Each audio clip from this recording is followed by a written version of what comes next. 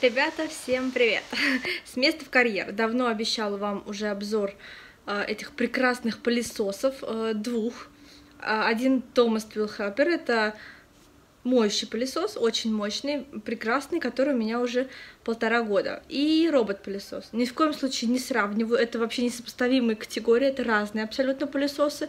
И, в общем, это скорее такой плюсы, минусы, которые я нашла в процессе эксплуатации. Многие просили, это актуальная тема, особенно роботы-пылесосы, которые очень многие сейчас хотят получить, поскольку, ну, естественно, это быт мамский значительно облегчает. Поэтому давайте начнем.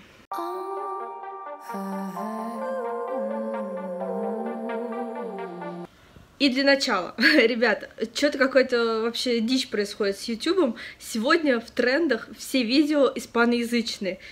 Что происходит? Какой-то трэш просто. Поэтому, если еще не подписаны, а мои видео нравятся, вы хотите их видеть, подпишитесь на канал и поставьте колокольчик, чтобы точно знать, что видео мои выходят, и вы их видите точно, потому что что-то как-то вчера я посмотрела на все эти Хуана Эстебана и просто поняла, что YouTube начинает сходить с ума. Подозреваю, что это все-таки связано как-то с тем, что сейчас происходит с всякими блокировками и прочими. Я думаю, что это оттуда растут ноги.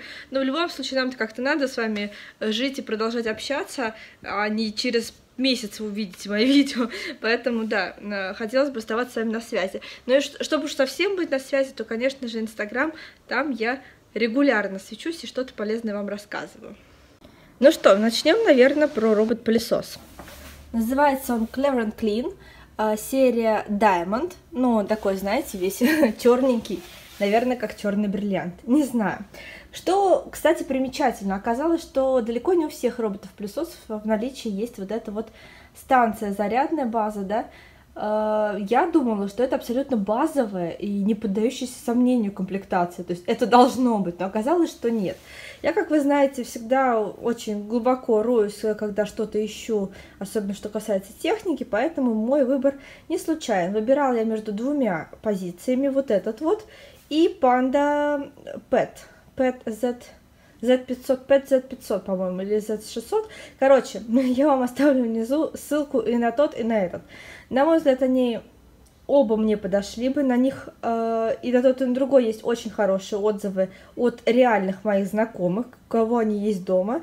Я выбрала просто потому, что вот этот был в наличии на плеере. Вы знаете, что всю технику я всегда беру на плеере. Она значительно дешевле, значительно. Вот этот пылесос вышел мне в 12 тысяч рублей, даже чуть дешевле, когда везде он стоит за 14. То есть, ну, реально, всегда проверяйте и сравнивайте с плеером, потому что Яндекс.Маркет, он, конечно, сильно привирает, он показывает только те цены с магазинами, которыми он сотрудничает.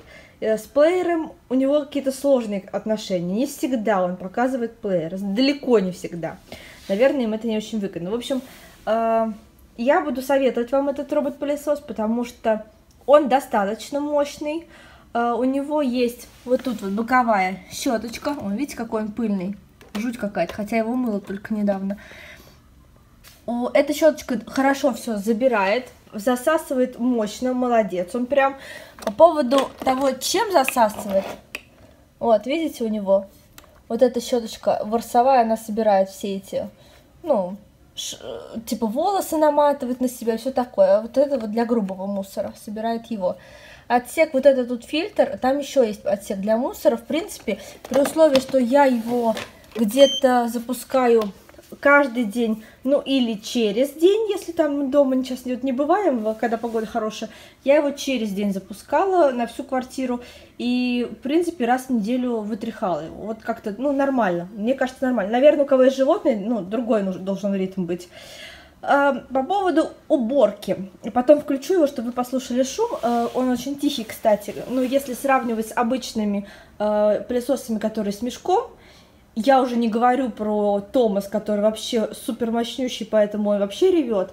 Этот очень тихий. Смотреть телевизор, когда он работает в той же комнате, в которой ты сидишь, легко можно. И Сюша у меня смотрит мультики, когда он работает прямо рядом с ней, не испытывает вообще никаких трудностей. Значит, с уборкой. Вот эти вот углы вернее, да, вот эти вот стыки, края и углы, он, конечно же, ну, не очень хорошо чистит. Ну, как бы, даже я не знаю, проблема ли это. Это, знаете, такое остается на одну основную уборку в неделю. Все равно обойтись роботом, я это и знала, и подтверждаю теперь на своем опыте, сложно. Без пылесоса стационарного, мощного, ручного обойтись сложно. Мне кажется, что... Но только если вы привыкли, в принципе, мыть шваброй, и вас не напрягает то, что там где-то что-то будет попадаться, я, в принципе, люблю мыть пол, когда уже он чистый, да, чтобы никакой грязи уже не оставалось у меня на тряпке, чтобы я протирала именно такую пылюку уже, да. Но, наверное, можно, если вы готовы убирать тряпкой какую-то пыль по углам. Я все равно оставлю у себя Томас на уборку вот такую нормальную один раз в день. В неделю, в день нет, в неделю. Вот, но в общем и целом квартира стала значительно чище, просто прям, я не знаю, вот здесь у меня обычно вот тут вот собиралась грязь, он вычищает вот здесь вот, а местами где-то не вычищает. Вот у Есюши там шторы, к шторе он подъезжает, он видит, что это препятствие, под штору он не залезет. Наверное, это хорошо с точки зрения, что он ее не намотает на себя, но я бы хотела, чтобы он под ней убирался, поэтому я поднимаю эти шторы, кладу вот просто на подоконниках, и он там по углам тоже лазит и собирает пыль. Конечно же, он не дружит с проводами, все провода нужно убирать. Вот я грешу вот этим проводом всегда, его нужно убирать наверх, под подушку прятать, поэтому он иногда может намотать такие вещи, нельзя такое оставлять. Исюша, сонная девочка моя. Еще коврики в ванной, маленькие коврики у меня такие, ну, икейские, они тоже туда залезают, он их засасывает, тормозит и все, и выключается. Поэтому будьте внимательны. По поводу порогов каких-то, не знаю, у меня нет ни одного порога в доме, наверное, он не шагает, я думаю, хотя он достаточно хорошо, у него колеса поднимаются. Мой ковер средневорсовый, для меня было самое важное, чтобы он его пылесосил. Он его пылесосит, хорошо пылесосит, мне очень нравится, он собирает все волосы, чего не делал, кстати, Томас. После Томаса ковер выглядел грязнее, чем он выглядит сейчас с роботом. Это мое наблюдение. Сейчас вообще квартира стала выглядеть значительно чище, при том, что Томасом я 2 раза в неделю точно пылесосила раньше. Нет, все равно так чисто в квартире не было, как с роботом-пылесосом. Он постоянно поддерживает чистоту. У него есть функция, можно запрограммировать его на определенные дни недели и время. Я этим не занимаюсь, потому что я сижу дома. Ну и еще потому, что, знаете, ну, вот видите, у нас есть охрана, и она реагирует на это датчик движения. Поэтому для меня робот-пылесос в плане уборки, пока нас нет дома, это не вариант. Обратите на это внимание, у вас тоже это будет не вариант, если у вас такое есть. Честно говоря, мне нормально, что он убирается, пока я дома. На уборку всей квартиры я даже не знаю, сколько уйдет время, просто потому что у меня это происходит не так. Давайте послушаем, как он звучит.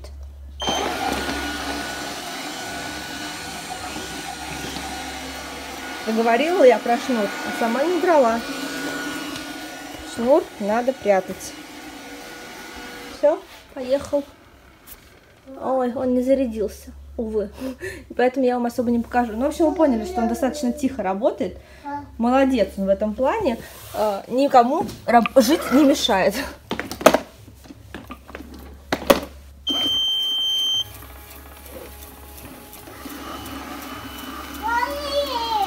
Ищет базу.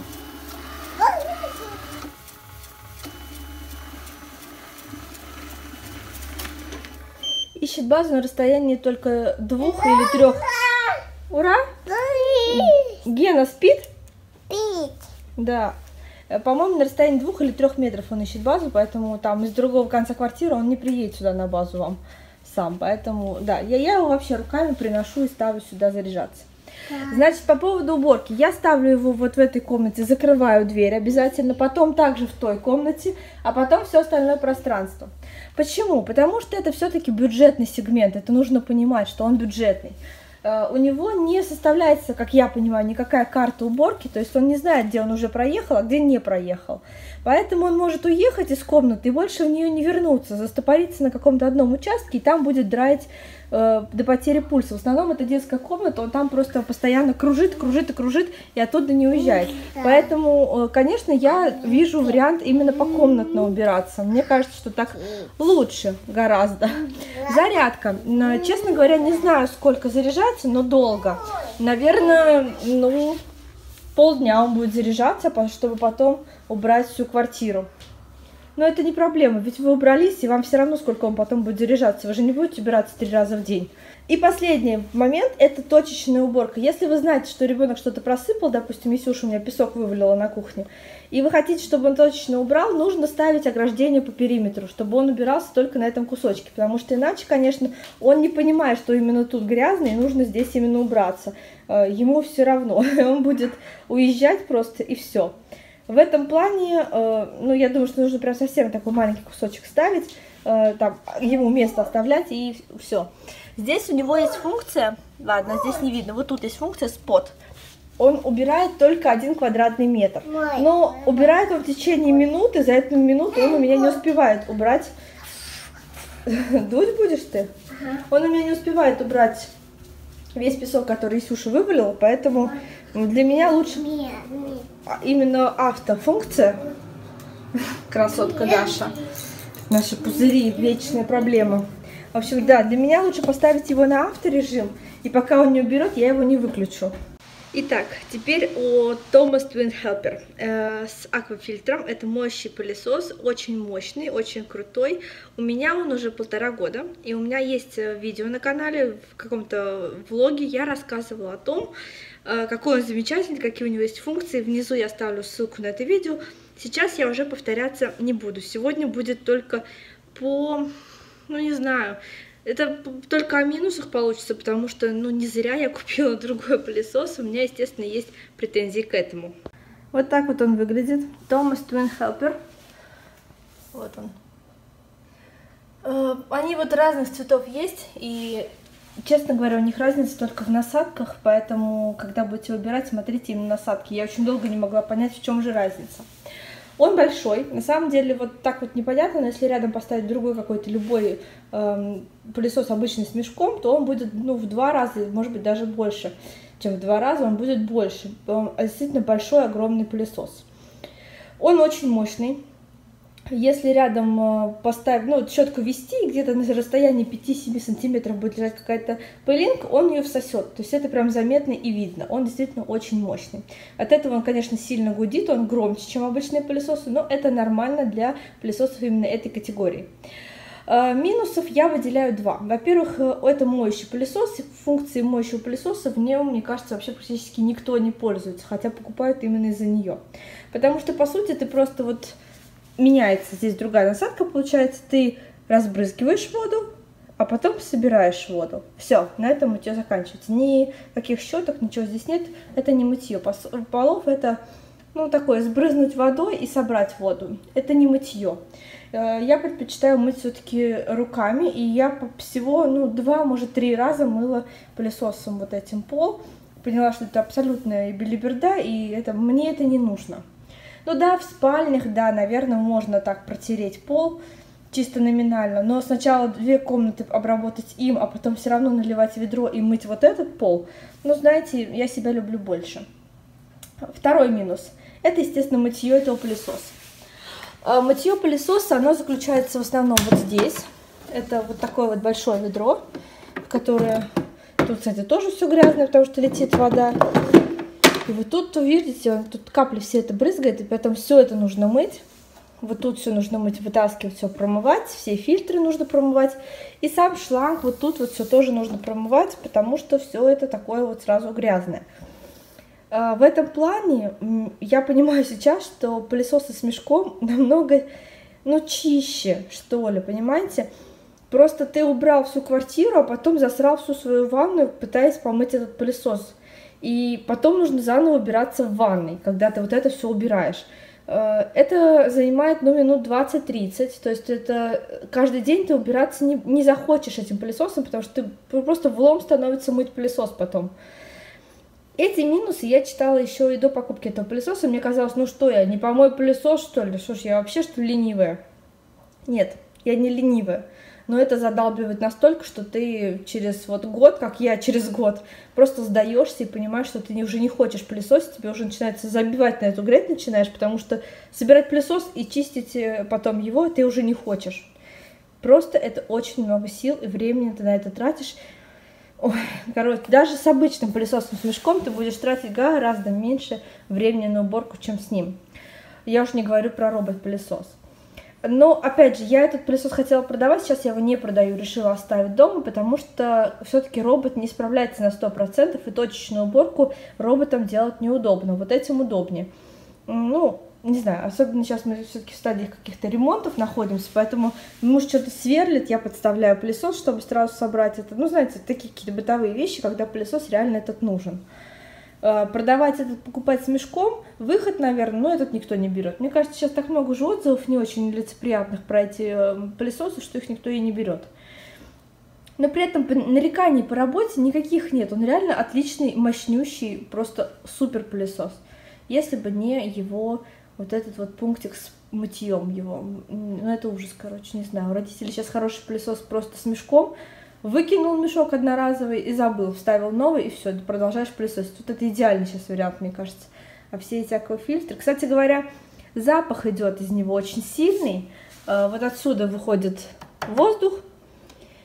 Из-за того, что ты понимаешь, что все вот это идет через воду, через не до конца промытый, естественно, что как бы я тщательно вот это все не драила, не представляете, сколько трудов вообще стоит вот так вот даже поддерживать в чистоте этот пылесос. Все равно это все грязно, это все равно не вычищено, это не до состояния нового пылесоса, естественно. Поэтому запах вот этой затхлости, мокрой грязи, вот этих мокрых тряпок каких-то грязных, как это, когда в школе дежурили, помните, эти тряпки грязнющие, вонючие. Вот, в общем, такая же история здесь. И весь этот запах отсюда вылетает. Вонь ужасная, на самом деле. Поэтому... То, что ты воздух становится чище после этого аквафильтра, ну нет, я бы наоборот отключила эту функцию, чтобы не воняло. Если вы считаете, что это я плохая хозяйка, знаете, плохо мою, грязь у меня разведена везде, и я, в общем, ленивая, это ваше право так думать. Оправдываться я, конечно, не буду, но я вот реально даже тем, кто очень педантичный, советую 150 раз подумать. Я тоже думала, что для меня это будет не проблема. Оказалось, что это убийственно. Вот и все. Если есть вопросы, задавайте в комментариях, я по обоим пылесосам вам отвечу, расскажу, естественно, потому что выбор пылесоса — это все-таки такая вещь глобальная. Видео смонтировано, и я поняла, что я не все сказала, что хотела вам сказать, поэтому это такая небольшая ставка в конце. По пунктам просто. Первое. Пылесос, робот-пылесос, он достаточно высокий, есть более низкие варианты, узкие в смысле, да. У меня хорошо залазит под этот диван, без проблем, вообще есть еще зазор сантиметра 4, наверное. Под кровать, естественно, очень высокая кровать, но под диван икеевский на кухне не залазит он. То есть есть более тонкие варианты, даже Cleverland Clean, у них есть прям тоненький такой маленький компактный вариант, но он идет, кстати, без базы, поэтому будьте внимательны. Кому принципиально, обязательно смотрите на параметр высоты, потому что, ну, естественно, чтобы было чисто, нужно, чтобы он пролезал подо все. У меня диван стоит посередине гостиной, я его и так регулярно туда-сюда вожу по комнате, туда отодвигаю, сюда, поэтому мне не проблема, я его проехал, убрался пылесос, я его передвинула, этот диван, он проехал с другой стороны. Короче, вот вообще не пунктик. Но будьте внимательны. Еще момент. В роботе-пылесосе моем есть ультрафиолетовая лампа внизу.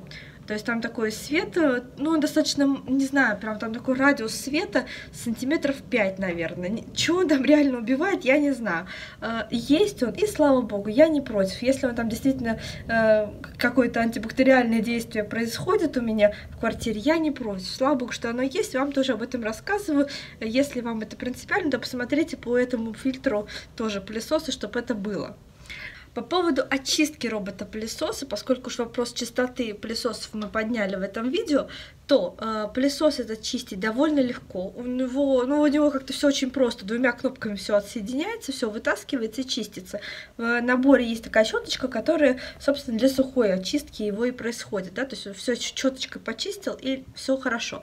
Меня, честно, конечно, немножко раздражает, что нельзя его никак мочить и более тщательно мокрой уборкой его убирать. Конечно, мне этого очень хочется, потому что он весь пыльный. Вот даже я вам его показывала, хотя он фактически там проработал только день после того, как я его очистила, а он уже вот весь такой пыльный, но я все равно держу себя в руках, и его, как требует инструкции не чистить ничем таким водным, да, так я этого и не делаю, собственно, соблюдаем инструкции. Но, в принципе, все легко и просто очищается. Минут 5 занимает очистка этого робота-пылесоса. Опять же, раз в неделю выделить на это время можно. Но я думаю, что если с животными, то 2 раза в неделю вы почистите. Это не так уж много. И еще один момент по поводу уже Томаса. Очень многие, и я в том числе, покупают этот пылесос для того, чтобы мыть ковры. У него же еще и шампунь они дают в комплекте с этим пылесосом, именно позиционируют, что мыть ковер им очень удобно. Я вам хочу сказать, что это не очень удобно. Гораздо удобнее купить ваниш для ручной мойки ковров, руками пенной, вот как я это всегда делаю, помыть этот, намылить полностью весь ковер, оставить на 3-4 часа, там, сколько получится, и потом пропылесосить обычным пылесосом для сухой уборки. Это получается в разы эффективнее и чище. Вот просто поверь, человек, который 1,5 года моет ковер. Я знаю, что Томас справляется не очень хорошо именно в режиме вот это то, что он сам разбрызгивает, и вот это вот средство, да, шампунь, а потом сам соберет. Не очень. Ваниш и обычный пылесос гораздо эффективнее.